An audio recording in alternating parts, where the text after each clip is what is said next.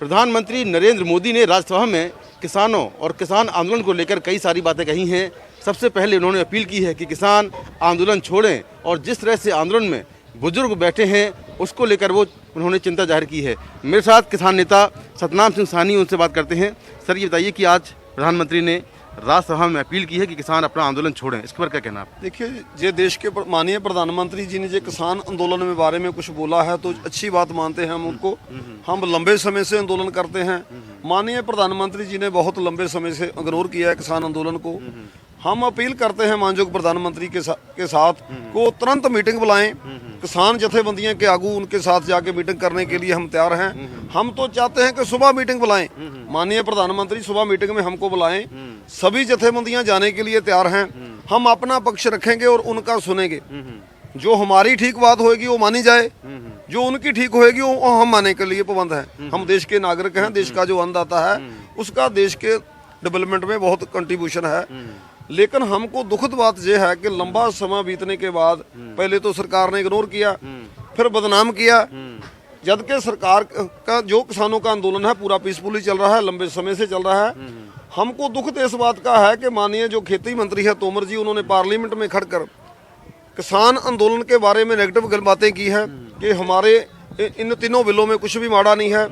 जो हमने 11 मीटिंग की है किसान जथेबंदियों ने, उसमें सब कुछ बता दिया सरकार को।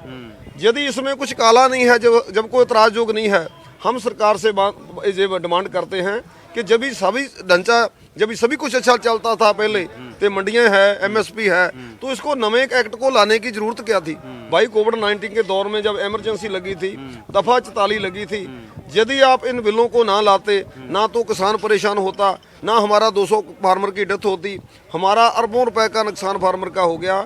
उल्टा देश के किसान को बदनाम किया गया। मीडिया सभी को हम माड़ा नहीं कहते। प्रधानमंत्री ने कहा है कि जो मंडियां हैं वो रहेंगी, वो और ज़्यादा आधुनिक होगी और जो एमएसपी है वो भी था, रहेगा और अभी है। देखो, मंडियां कैसे रहेंगी? देश के parallel two type mandi system होगा। एक तो पुराना मंडीकरण सिस्टम है जो एशिया में सबसे बेटर मंडीकरण सिस्टम पंजाब हरियाणा का चलता है। जब उसके पैरेलल टैक्स फ्री मंडी लाएंगे आप तो पहला मंडी तो नेचुरली खत्म हो जाएगा। जब एक पासे एक क्विंटल पर 170 रुपये टैक्स देना पड़ेगा, दूसरा मंडी कॉर्पोरेट का बिल्कुल टैक्स फ्री होगा। उनके सामने भाई वो मंडी कंपटीशन नहीं लड़ पाएगी, वो मंडी खत्म होएगी। ये बिल्कुल रियलिटी है। दूसरा डिस्प्यूट जिस बात का है, कॉन्ट्रैक्ट फार्मर में ये भी लिखा गया है कि किसान कोर्ट नहीं जा सकता। मान लो उनकी को कनक धान खरीदने वाला व्यापारी उसको पेमेंट नहीं करता तो हम कहाँ जाएंगे?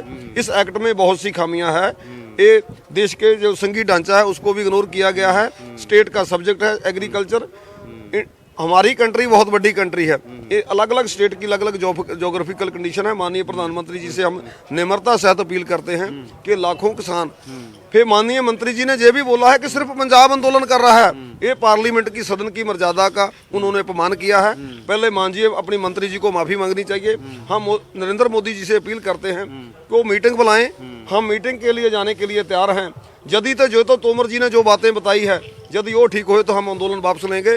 जे हमारी बातें ठीक लगे तो तोमर जी को तुरंत अपनी मंत्रिमंडल से निकालने के उनको बाहर निकाला जाए। वो किसान आंदोलन को बदनाम करते हैं। मीडिया के बड़े हिस्सों में किसान आंदोलन के प्रति नेगेटिव प्रचार करते हैं।